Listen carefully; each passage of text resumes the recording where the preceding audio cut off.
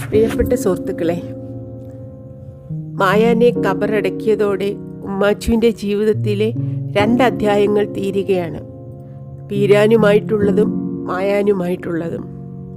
2 വശത്തുമായി മാറി നിൽക്കുന്ന 2 പേരുടെയും മക്കളുമായി ഉമ്മാച്ചുമ്മ ഇനി എന്ത് ചെയ്യാനാണ് പോകുന്നതെന്ന് നമുക്ക് നോക്കാം. ഇടയ്ക്കൊന്ന് പറഞ്ഞോട്ടെ, യൂട്യൂബ് പറയുന്നത് എൻ്റെ വായന കേൾക്കുന്നവരിൽ 80% സബ്സ്ക്രൈബ് ചെയ്യാതെയാണ് കേൾക്കുന്നതെന്ന്. ദയവായി സബ്സ്ക്രൈബ് ചെയ്ത് സപ്പോർട്ട് ചെയ്യണം. നിങ്ങൾക്ക് എന്തെങ്കിലും പറയാനുണ്ടെങ്കിൽ, ഏതാണ് വായിക്കേണ്ടത് എന്ന് നിങ്ങൾക്ക് എന്തെങ്കിലും സജഷൻസ് ഉണ്ടെങ്കിൽ ദയവായി എന്നെ അറിയിക്കണം. വായിക്കാം. 20-ാം അധ്യായം, അച്ചുതണ്ട് മുറിഞ്ഞ വണ്ടി. ചിലപ്പോൾ ഒരു ശത്രു നഷ്ടപ്പെടുന്നത് ജീവിതം ആകെ ശൂന്യമാക്കിയേക്കും. ഇനി എന്തിന് ജീവിക്കുന്നുവെന്ന് നിശ്ചയമില്ലാതാക്കി കളയുക.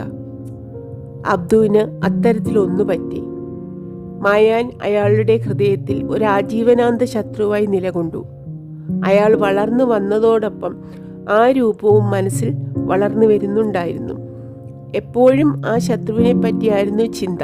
അങ്ങനെ ആ വെറുക്കുന്ന ജീവി അബ്ദുവിൻ്റെ ജീവിതത്തിലെ ഒരു ഭാഗമായി കഴിഞ്ഞിരുന്നു.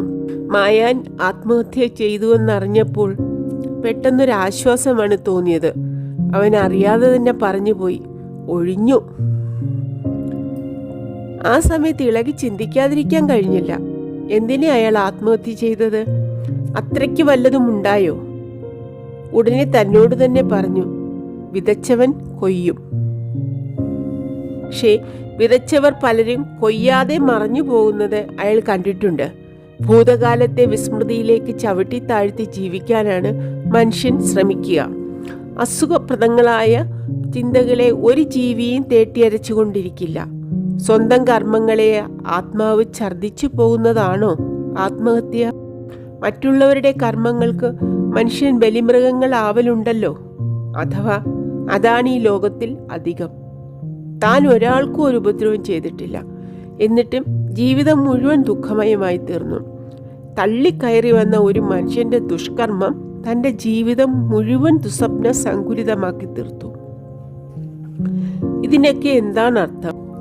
അബ്ദുവിനെ ആലോചിച്ചിട്ട് അന്തം കിട്ടുന്നില്ല. അബ്ദു തന്നെത്താൻ ശപിച്ചു. ആ മുസീബത്ത് പിടിച്ചവൻ ചത്താലും പോവില്ല നമ്മുടെ തലയിൽ നിന്ന്. നേരായിരുന്നു. അത്ര ഗാഢമായ മറ്റൊരു ശത്രുതയോ സ്നേഹമോ ഹൃദയത്തിൽ കൂട്ടുകൂടാതെ മായാനെ പറ്റിയുള്ള വിചാരം ഒഴിഞ്ഞു പോവുക സാധ്യമല്ല.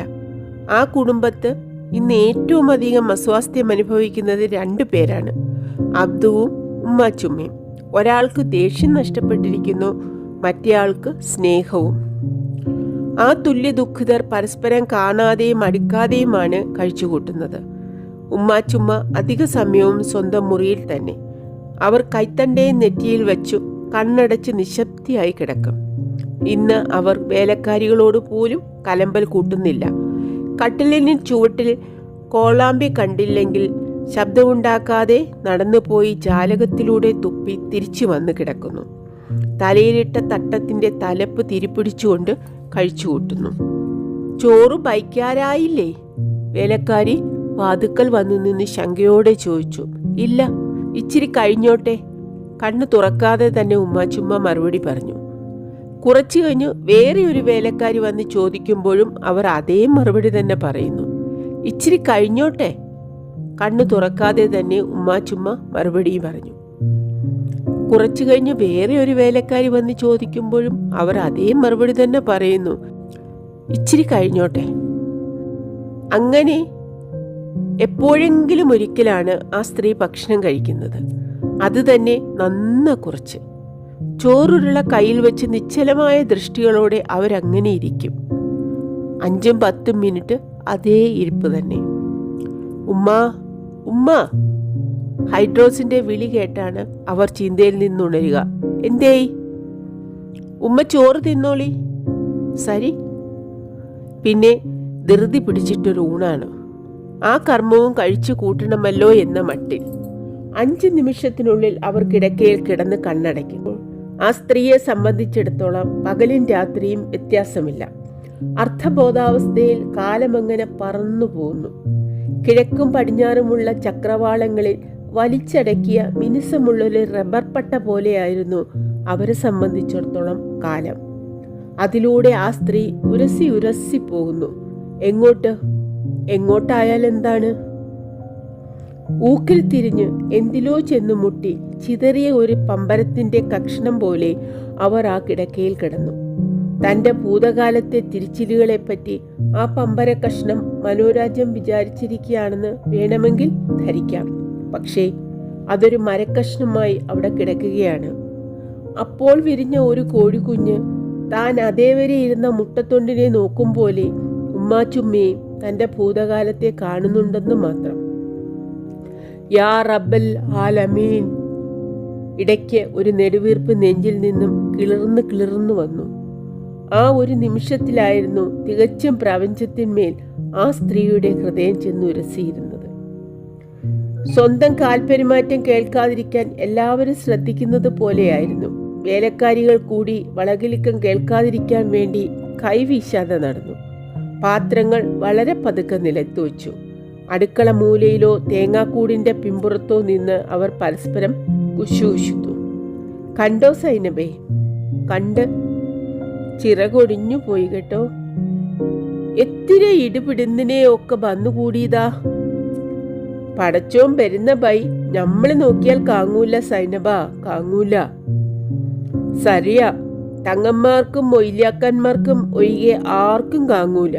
പക്കെങ്കില് സെയ്ത്താൻ വരുന്ന ബൈ എല്ലാവർക്കും കാങ്ങാം. തന്നീർക്കും. 36 ഈ വീഴ്ച ഒരു വീഴ്ചയാ. ഇനി എണ്ണീക്കോ? അവൾ കുറെ കൂടി സ്വരം താഴ്ത്തി ചോദിച്ചു. അവിടെ ചോദിക്കണം. മറ്റവൾ മേപ്പോട്ട് ചൂണ്ടിക്കാട്ടി. മൂപ്പർക്കും കളിയും ചിരിയും ഒക്കെ പോയി. ഹൈഡ്രോസ് മുതലാളിച്ചോ? തന്നെ എപ്പോഴും ഈറ ദേസ്യം. എന്നോട് വല്ലിച്ച പറഞ്ഞോ? പണ്ട് കണ്ട ചേലേയില്ല എന്തോ. അവൾ ഒന്ന് നെടുവീർപ്പിട്ടു. കൽബിൽ സുഖമില്ലാച്ചാല് പിന്നെ എന്ത് കളിച്ചിരിയാടി? അതുകൊണ്ടാർക്കും തന്നേർക്കും. പക്കെങ്കില് 36 കഴിഞ്ഞാൽ നമ്മുടെ വായിച്ച കഴിഞ്ഞു എന്ന് കൂട്ടിക്കോ. സരിയ, ഈറ പൊടിച്ചാലും കരളലിച്ചില്ലുള്ളോളാർന്ന്.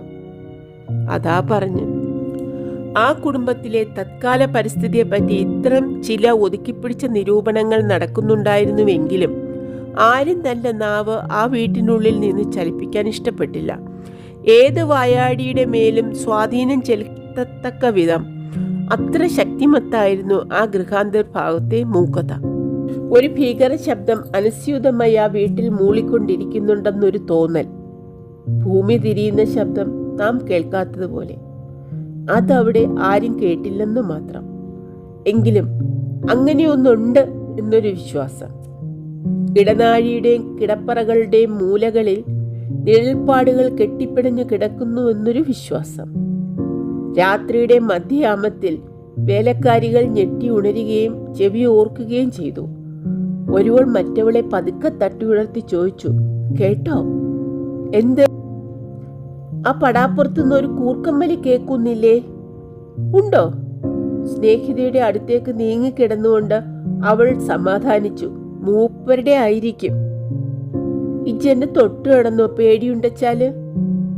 പലപ്പോഴും ഉമ്മാച്ചുമ്മയുടെ മുറിയിൽ നിന്നും ചില മന്ത്രിക്കലുകൾ കേൾക്കാം.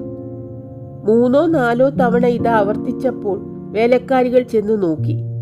അവർ കണ്ണടച്ച് കിടന്നുകൊണ്ട് ആരോടോ സംസാരിക്കുകയാണ്. അവ്യക്തങ്ങളായ ആ ശബ്ദങ്ങൾ ചേർത്തെടുക്കാൻ വയ്യായിരുന്നെങ്കിലും പേടിപ്പെടുത്തുന്നവയായിരുന്നു. ബെല്ലിച്ച് തങ്ങല്ലിമാരെയും വിളിച്ച് ഇത്തിരി മാന്ത്രികം ചെയ്യേണ്ടതാ, സൈനബ അഭിപ്രായപ്പെട്ടു. തന്നെ ദീപിന്ന് വന്ന തങ്ങളാച്ചാല് ഏറെ നന്ന്. പക്കെങ്കിൽ ആര് ചെയ്യാനാ? മക്കള് ഓലിക്ക് ഇതിലൊക്കെ ഒരു കണ്ണുമൂക്കുമില്ല. മരണത്തെ മാത്രമല്ല, മരണം കടന്നുപോയ വഴിയെ കൂടി മനുഷ്യൻ ഭയപ്പെടുന്നു. അവിടം പിന്നെ ആവാസയോഗ്യമാക്കി തീർക്കുന്നത് ജീവിതത്തിന്റെ അനക്കങ്ങളാണ്. ഉമ്മാച്ചുമ്മയുടെ വീട്ടിൽ അതും ഉണ്ടായിരുന്നില്ല. അതുകൊണ്ട് മരണം പോയി കഴിഞ്ഞുവെന്ന് ആർക്കും തോന്നിയില്ല. അതവിടെ താവളമടിച്ചിരിക്കുകയാണെന്നൊരു വിശ്വാസം. എവിടെയോ അത് പതുങ്ങി നിൽക്കുന്നു. എപ്പോഴെങ്കിലും തങ്ങളെ കടന്നു പിടികൂടിക്കളയും. ഈ സംഭ്രമം സർവത്ര ഉണ്ടായിരുന്നു. ഈ അന്തരീക്ഷത്തിൽ നിന്ന് വിട്ടുനിന്നിരുന്നത് അബ്ദു മാത്രമായിരുന്നു. അവൻ കയ്യാലപ്പുരയിൽ ഇരുന്ന് ചിന്തിച്ചു. എന്ത്? അത് അവന് തന്നെ നിശ്ചയമില്ല. എന്തോ പോയി, അതുമാത്രം അറിയാം. അവൻ ജനാലയ്ക്കുള്ളിലൂടെ നോക്കി. ലോകം പണ്ടത്തെ പോലെ തന്നെ പോകുന്നു. പറമ്പതിരിന്മേൽ നിൽക്കുന്ന പ്ലാവിൽ നിന്നും പഴുത്ത ഇലകൾ പതുക്കെ കൊഴിഞ്ഞു വീഴുന്നു. വസന്തകാലത്തിന് നേരെ തൊഴുകയ്യുമായി വരുന്നത് പോലെ ചക്കയുടെ പൂവുരൂപമായ ചവള കൂമ്പെടുക്കുന്നു.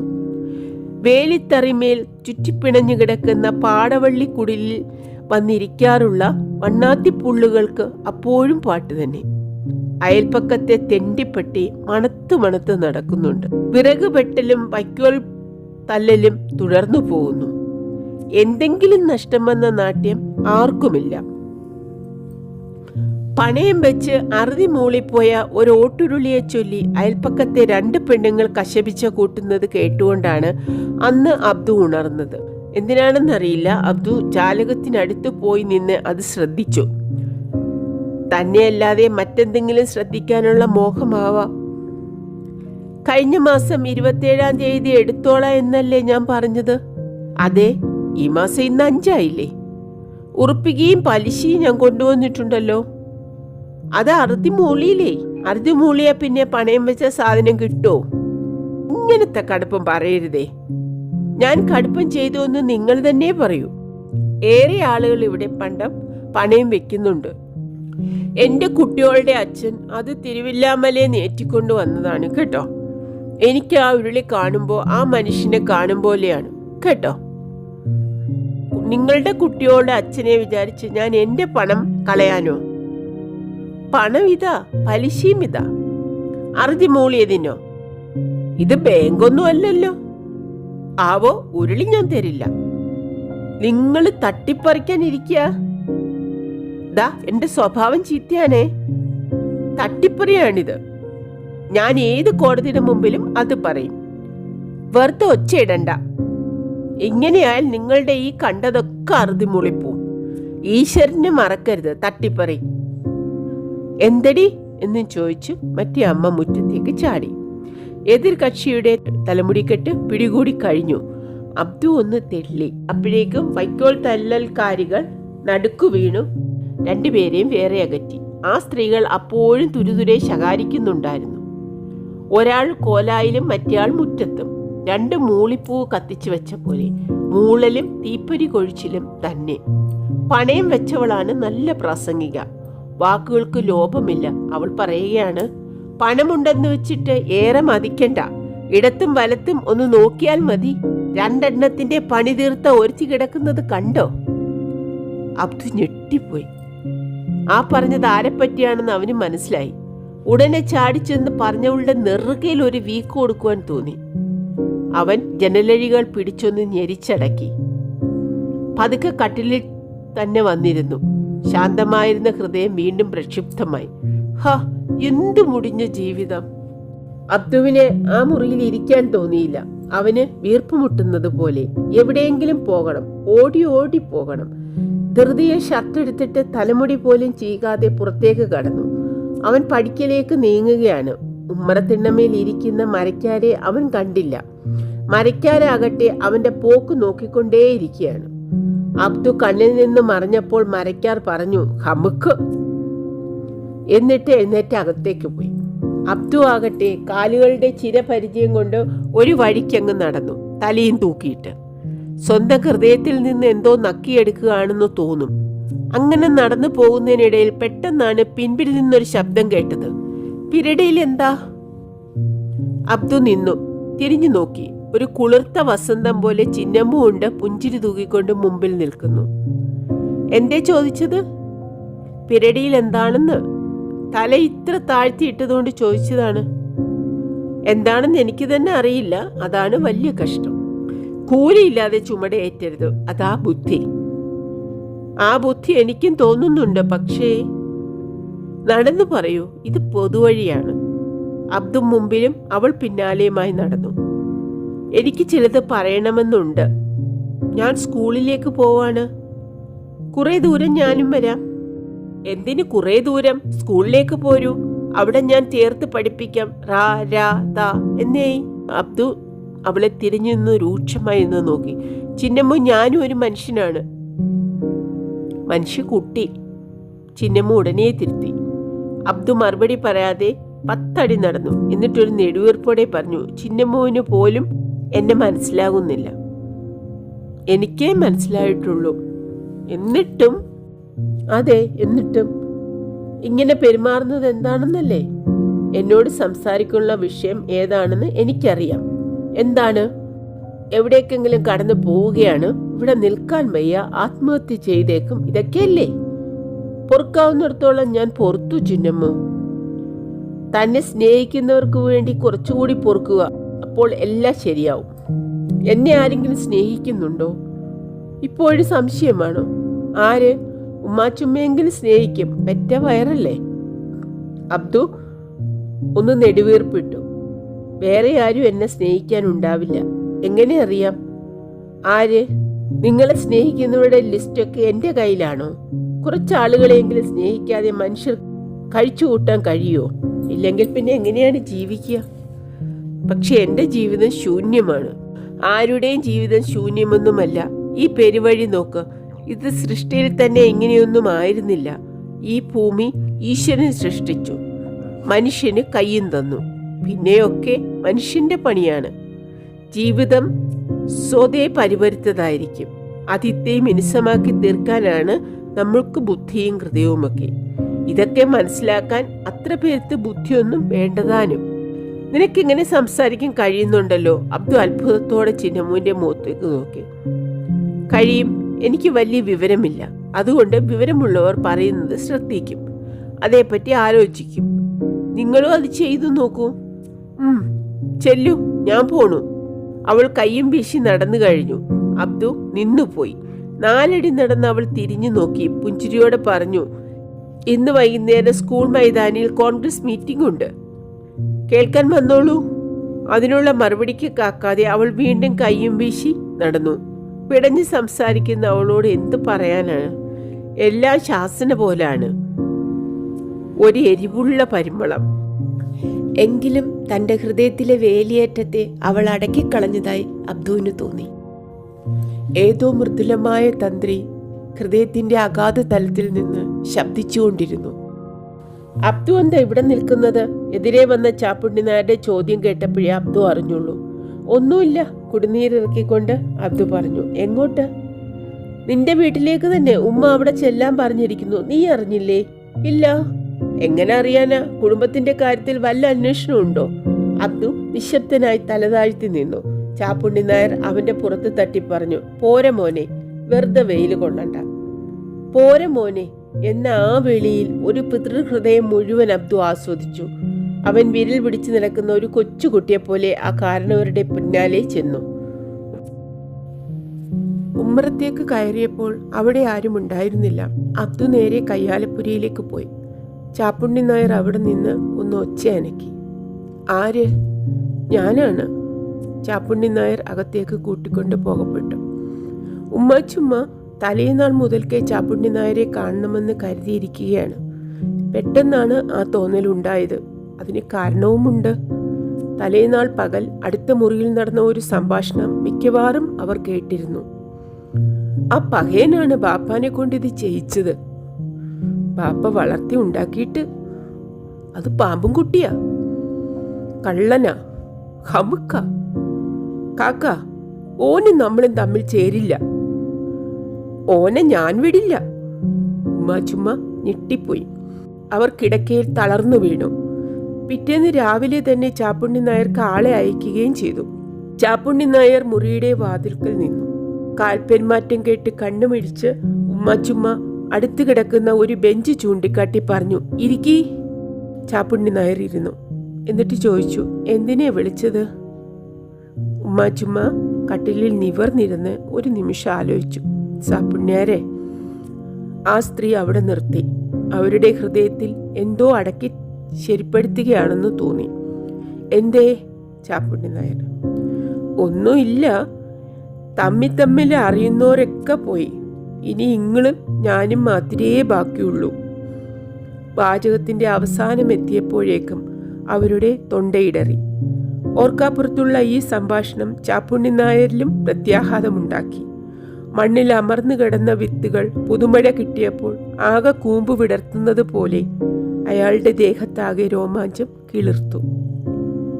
കണ്ണുകൾ നനഞ്ഞു. കുറച്ചു നേരത്തിന് രണ്ടുപേരും ഒന്നും മിണ്ടിയില്ല. ഒടുവിൽ ചാപ്പുണ്ണി നായരാണ് മൗനം ഭഞ്ജിച്ചത്.